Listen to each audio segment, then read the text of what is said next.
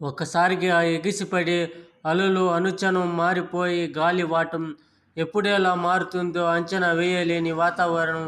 వాటిని తట్టుకోలేక ఇబ్బందిపడే శరీరం ఈ సవాళ్ళు ఎదుర్కొంటేనే పడవను ముందుకు నడిపించాలి. వీటన్నింటిని ప్రేమించేది కాబట్టి 4 ఏళ్లలో ప్రపంచ పోటీలో పాల్గొనే స్థాయికి ఎదిగింది మన్యారెడ్డి. తాజాగా పోర్చుగల్ వరల్డ్ ఛాంపియన్షిప్కి సిద్ధమవుతున్న ఈ తెలుగు తేజాన్ని వసుంధర పలికించింది.